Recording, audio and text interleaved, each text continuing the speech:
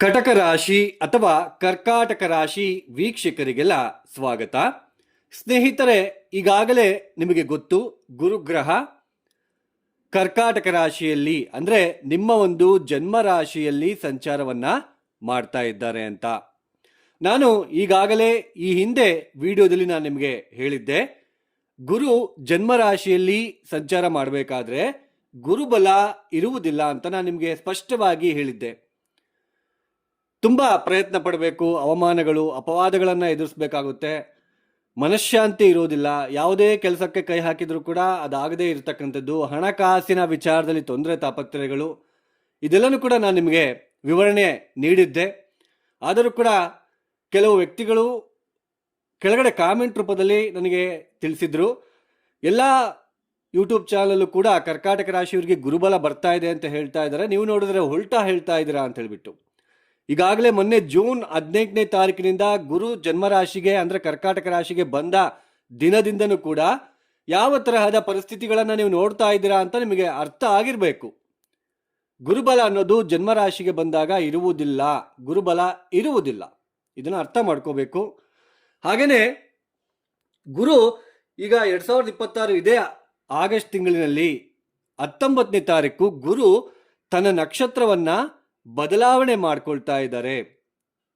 ಅಂದ್ರೆ ಆಶ್ಲೇಷ ನಕ್ಷತ್ರಕ್ಕೆ ಪ್ರವೇಶವನ್ನು ಮಾಡ್ತಾ ಇದ್ದಾರೆ. ಏನು ಈ ಆಶ್ಲೇಷ ನಕ್ಷತ್ರಕ್ಕೆ ಪ್ರವೇಶವನ್ನು ಮಾಡ್ತಾ ಇದ್ದಾರೆ ಅಲ್ವಾ?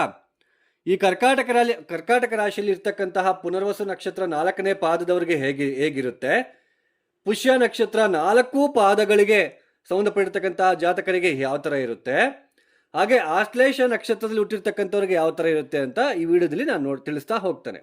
ಗುರು ಇಷ್ಟು ದಿನ ಪುಷ್ಯ ನಕ್ಷತ್ರದಲ್ಲಿ ಸಂಚಾರವನ್ನು ಮಾಡ್ತಾ ಇದ್ರು.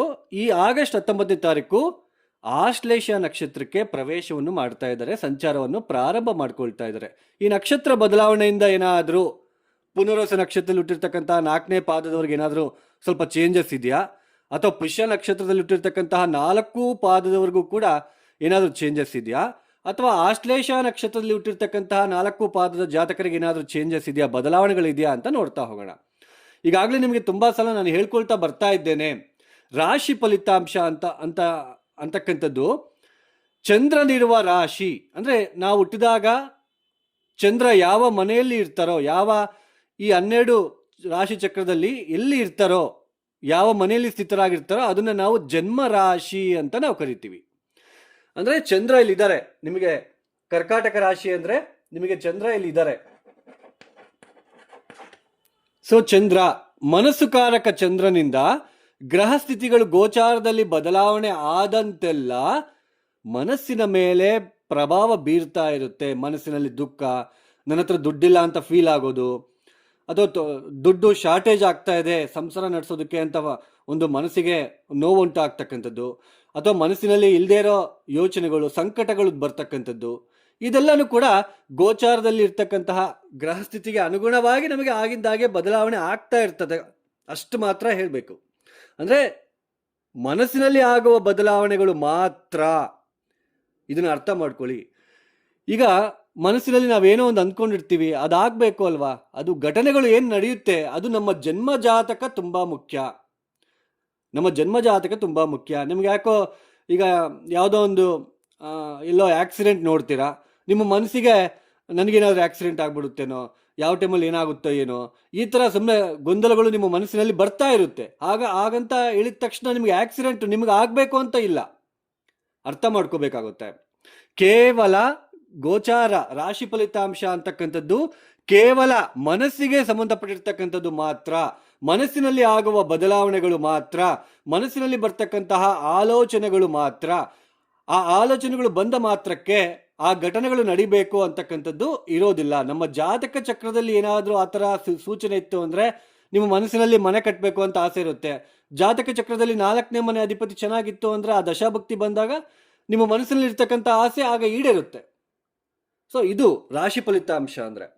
ಈಗ ಜನ್ಮರಾಶಿಯಲ್ಲಿ ಗುರು ಬಂದಿದ್ದಾರೆ, ನಿಮ್ಮ ಮನಸ್ಸಿನಲ್ಲಿ ಇಕ್ಕಟ್ಟಿನ ಪರಿಸ್ಥಿತಿಯಲ್ಲಿ ಸಿಕ್ಕಾಕೊಂಡಿರ್ತೀರ. ಏನಪ್ಪಾ ಅಂದ್ರೆ, ನಾನು ಇಷ್ಟೆಲ್ಲ ವಿದ್ಯಾವಂತ, ನನಗೆಲ್ಲ ಗೊತ್ತಿದೆ, ನಾನು ಬುದ್ಧಿವಂತ, ಆದ್ರೂ ನಾನು ಇನ್ನೊಬ್ಬರ ಹತ್ರ ಹೇಳಿಸ್ಕೋಬೇಕಲ್ಲ, ಇನ್ನೊಬ್ಬರ ಹತ್ರ ಕೈ ಚಾಚಬೇಕಾಗಿರೋ ಪರಿಸ್ಥಿತಿ ಬಂತಲ್ಲ, ಯಾರ್ಯಾರಿಗೋ ಸಹಾಯ ಕೇಳಬೇಕಾಗಿರೋ ಪರಿಸ್ಥಿತಿಗಳು ಬರ್ತಾ ಇದೆಯಲ್ವಾ, ಯಾರ ಅವಮಾನಗಳು ಅನುಭವಿಸುವ ಸಂದರ್ಭ ಬಂದಿದೆಯಲ್ಲ, ಈ ತರಹದ ಮನಸ್ಸಿನಲ್ಲಿ ಭಾವನೆಗಳು ಬರ್ತಾ ಇರುತ್ತೆ.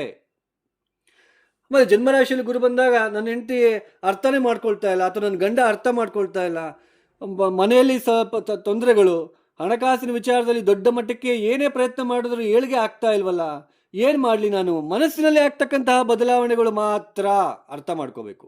ಬಟ್ ನಿಮ್ಮ ಜಾತಕದಲ್ಲಿ ಚೆನ್ನಾಗಿತ್ತು ಅಂದರೆ, ಸ್ವಲ್ಪ ದಶಾಭಕ್ತಿ ಚೆನ್ನಾಗಿತ್ತು ಅಂದರೆ ಸ್ವಲ್ಪ ಟೈಮ್, ಸ್ವಲ್ಪ ಇಲ್ಲಿ ಮನಸ್ಸಿನಲ್ಲಿ ಬಂದರೂ ಕೂಡ ಒಂದು 2-3 ದಿನಕ್ಕಾದ್ರೂ ನಿಮಗೆ ಏನಾದರೂ ಒಂದು ಸೊಲ್ಯೂಷನ್ ಅನ್ನೋದು ಸಿಗ್ತಾ ಹೋಗುತ್ತೆ. ಜಾತಕ ತುಂಬ ಮುಖ್ಯ. ನೋಡಿ, ಈಗ ಪುನರ್ವಸು ನಕ್ಷತ್ರ 4ನೇ ಪಾದದಲ್ಲಿ ಹುಟ್ಟಿರ್ತಕ್ಕಂಥವ್ರಿಗೆ ಈ ಗುರುವಿನ ನಕ್ಷತ್ರ ಬದಲಾವಣೆ ಏನಾಗ್ತಾ ಇದೆ, ಗುರು ಆಶ್ಲೇಷ ನಕ್ಷತ್ರಕ್ಕೆ ಬದಲಾವಣೆ ಮಾಡ್ಕೊಳ್ತಾ ಇದ್ದಾರಲ್ವಾ, ಈಗ ಯಾವ ಥರ ಸಿಚುವೇಶನ್ ಇರುತ್ತೆ ಅಂದರೆ, ಈ ಪುನರ್ವಸು ನಕ್ಷತ್ರಕ್ಕೂ ಆಶ್ಲೇಷ ನಕ್ಷತ್ರಕ್ಕೂ ಸಂಬಂಧ ಯಾವ ಥರ ಇರುತ್ತೆ ಅಂದರೆ, ವಿಪತ್ತಾರ ಆಗುತ್ತೆ. ತಾರಾಬಲ ನಾವು ನೋಡಬೇಕಾದ್ರೆ ವಿಪತ್ತಾರ ಆಗುತ್ತೆ. ಅಂದರೆ ಈ ಆಗಸ್ಟ್ 19ನೇ ತಾರೀಕಿನಿಂದ ಅಕ್ಟೋಬರ್ 31 ತನಕ ಸ್ವಲ್ಪ ಗುರು ಸಂಚಾರ ಆಶ್ಲೇಷ ನಕ್ಷತ್ರದಲ್ಲಿ ಏನು ಸಂಚಾರ ನಡೀತಾ ಇದೆ, ಈ ಪುನರ್ವಸು ನಕ್ಷತ್ರದಲ್ಲಿ ಹುಟ್ಟಿರ್ತಕ್ಕಂಥ 4ನೇ ಪಾದದ ವ್ಯಕ್ತಿಗಳಿಗೆ ಈ ಗುರು ಸಂಚಾರದಿಂದ ಅಷ್ಟೊಂದು ಉಪಯುಕ್ತ ಆಗಿರೋದಿಲ್ಲ. ಸ್ವಲ್ಪ ಅವಮಾನಗಳು, ಅಪವಾದಗಳು, ಸ್ವಲ್ಪ ಮನಸ್ಸಿನಲ್ಲಿ ತೊಂದರೆಗಳು, ಗೊಂದಲಗಳು ನೀವು ಎದುರಿಸಬೇಕಾಗುತ್ತೆ. ಆದರೆ ಅಕ್ಟೋಬರ್ 31ರಿಂದ ಮತ್ತೆ ನಿಮಗೆ ತುಂಬ ಚೆನ್ನಾಗಾಗ್ತಾ ಹೋಗುತ್ತೆ. ಇದನ್ನ ನೆನಪಿಟ್ಕೊಂಬಿಡಿ. ಅಕ್ಟೋಬರ್ 31ರಿಂದ ಡಿಸೆಂಬರ್ 17 ತನಕ ಈ ಪುನರ್ವಸು ನಕ್ಷತ್ರ 4ನೇ ಪಾದದಲ್ಲಿ ಹುಟ್ಟಿರ್ತಕ್ಕಂಥವ್ರಿಗೆ ಸಂಪೂರ್ಣವಾಗಿರ್ತಕ್ಕಂತಹ ಗುರುಬಲ ಮತ್ತೆ ನಿಮಗೆ ಗುರುವಿನ ಅನುಗ್ರಹ ಸಿಗ್ತಾ ಹೋಗುತ್ತೆ. ಇನ್ನು ಪುಷ್ಯ ನಕ್ಷತ್ರದಲ್ಲಿ ಹುಟ್ಟಿರ್ತಕ್ಕಂಥವ್ರಿಗೆ ಗುರು ಸಂಚಾರ ಏನು ಆಶ್ಲೇಷ ನಕ್ಷತ್ರದಲ್ಲಿ ಸಂಚಾರ ನಡೀತಾ ಇದೆ, ಈ ಸಂಚಾರ ಅಂದರೆ ಪುಷ್ಯ ನಕ್ಷತ್ರಕ್ಕೂ ಆಶ್ಲೇಷ ನಕ್ಷತ್ರಕ್ಕೂ ಸಂಪತ್ತಾರೆ ಆಗುತ್ತೆ. ಅಂದರೆ ಗುರುವಿನ ಸಂಚಾರ ಆಗಸ್ಟ್ 19ರಿಂದ ಅಕ್ಟೋಬರ್ 31 ತನಕ ಗುರು ಆಶ್ಲೇಷ ನಕ್ಷತ್ರದಲ್ಲಿ ಏನು ಸಂಚಾರ ಮಾಡ್ತಾ ಇದ್ದಾರೆ, ಈ ನಕ್ಷತ್ರ ಸಂಚಾರದಿಂದ ಈ ಪುಷ್ಯ ನಕ್ಷತ್ರದವರಿಗೆ ಸ್ವಲ್ಪ ಮನಸ್ಸಿಗೆ ಸ್ವಲ್ಪ ಸಮಾಧಾನವಾಗಿರುತ್ತೆ. ಅಂತಹ ಹೇಳ್ಕೊಳ್ತಕ್ಕಂತಹ ನೆಗೆಟಿವ್ ಇನ್ಫ್ಲುಯೆನ್ಸು ಘಟನೆಗಳು ನಡೆಯುವುದಿಲ್ಲ ಅಂತ ಅರ್ಥ. ಮನಸ್ಸಿನಲ್ಲಿ ಯಾವುದೇ ತರಹದ ಕಾನ್ಫ್ಲಿಕ್ಟ್ಸ್, ವಿವಾದಗಳು, ಗೊಂದಲಗಳು ಯಾವುದು ಬರೋದಿಲ್ಲ, ಸ್ವಲ್ಪ ಸಮಾಧಾನವಾಗಿರ್ತೀರಾ, ಸ್ವಲ್ಪ ಪರವಾಗಿಲ್ಲ ಅಂತ ಅರ್ಥ. ಯಾಕೆಂದರೆ ಮೊದಲೇ ಗುರುಬಲ ಇಲ್ಲ, ಜನ್ಮರಾಶಿಯಲ್ಲಿ ಬೇರೆ ಗುರು ಮನಃಶಾಂತಿ ಕೊಡೋದಿಲ್ಲ, ಯಾರ ಹತ್ರನೂ ನಾವು ಏನೋ ಕೇಳಬೇಕಾಗುತ್ತೆ, ಸಹಾಯ ಕೇಳಬೇಕಾಗುತ್ತೆ, ಅಂದ್ಕೊಂಡಿರೋ ಕೆಲಸಗಳು ಆಗದೆ ಇರೋದು, ಹಣಕಾಸಿನ ವಿಚಾರದಲ್ಲಿ ತೊಂದರೆಗಳು, ಇದೆಲ್ಲ ನೀವು ನೋಡ್ತಾ ಇರ್ತೀರ. ಬಟ್ ಈಗ ನಕ್ಷತ್ರ ಪ್ರವೇಶ ಆಗ್ತಾ ಇದೆ, ಬೇರೆ ನಕ್ಷತ್ರಕ್ಕೆ ಸಂಚಾರ ಬದಲಾವಣೆ ಮಾಡ್ಕೊಳ್ತಾ ಇದ್ದಾರೆ. ಇದರಿಂದ ನಿಮ್ಮ ನಕ್ಷತ್ರಕ್ಕೆ ಏನಾದರೂ ಸ್ವಲ್ಪ ಪಾಸಿಟಿವ್ ಚೆನ್ನಾಗಿತ್ತು ಅಂದರೆ ಸ್ವಲ್ಪ ಗುರುವಿನ ಒಂದು ಅನುಗ್ರಹ ಸಿಗ್ತಾ ಹೋಗುತ್ತೆ ಅಂತ ಅರ್ಥ.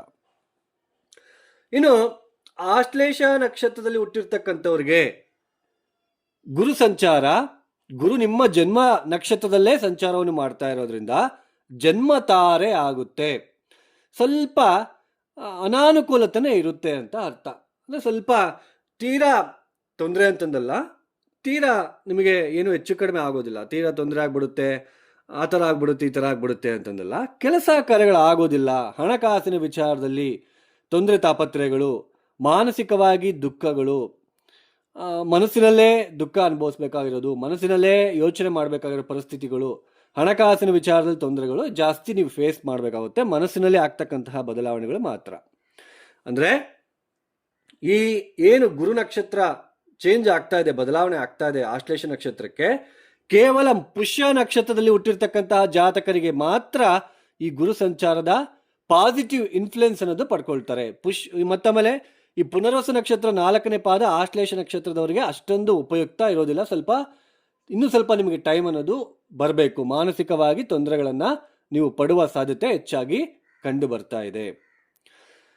ಒಟ್ಟಾರೆಯಾಗಿ ಈ ಗುರುವಿನ ಒಂದು ನಕ್ಷತ್ರ ಫಲ ಈ ಥರ ಇದೆ. ನಿಮ್ಮ ನಕ್ಷತ್ರಕ್ಕೆ ಸ್ವಲ್ಪ ಓನ್ಲಿ ಪುಷ್ಯ ನಕ್ಷತ್ರದವರಿಗೆ ಮಾತ್ರ ಸ್ವಲ್ಪ ಪಾಸಿಟಿವ್ ಇರುತ್ತೆ.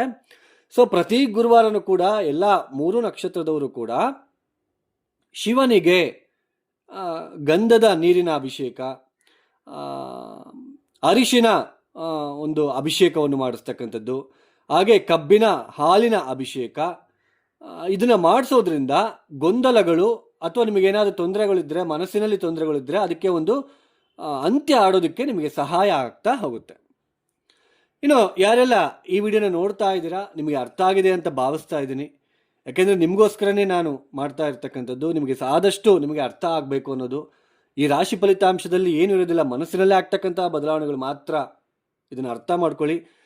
ಅರ್ಥ ಆಗಿದೆ ಅಂತ ಭಾವಿಸ್ತೀನಿ. ನಿಮ್ಗೆ ಇಷ್ಟ ಆಗಿದ್ರೆ ಮಾತ್ರ ಈ ವಿಡಿಯೋ ಲೈಕ್ ಮಾಡಿ, ಶೇರ್ ಮಾಡಿ, ಸಬ್ಸ್ಕ್ರೈಬ್ ಮಾಡ್ಕೊಳ್ಳಿ. ಅದರ್ವೈಸ್ ಜಸ್ಟ್ ಸ್ಕಿಪ್ ಮಾಡಿ, ಇಗ್ನೋರ್ ಮಾಡಿ, ತೊಂದರೆ ಇಲ್ಲ.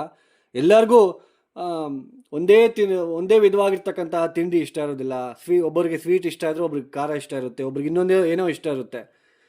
ಒಬ್ಬರಿಗೆ ನನ್ನ ಒಂದು ಪ್ರಿಡಿಕ್ಷನ್ ಇಷ್ಟ ಆಗುತ್ತೆ, ಇನ್ನೊಬ್ಬರ ಪ್ರಿಡಿಕ್ಷನ್ ಇಷ್ಟ ಆಗುತ್ತೆ. ನಾನು ಆ ಥರ ಎಲ್ಲ ಅಂದ್ಕೊಳೋದಕ್ಕೆ ಹೋಗಲ್ಲ. ನಿಮ್ಗೆ ಇಷ್ಟ ಆಗಿದ್ರೆ ಮಾತ್ರ ಲೈಕ್ ಮಾಡಿ, ಶೇರ್ ಮಾಡಿ, ಸಬ್ಸ್ಕ್ರೈಬ್ ಮಾಡ್ಕೊಳ್ಳಿ.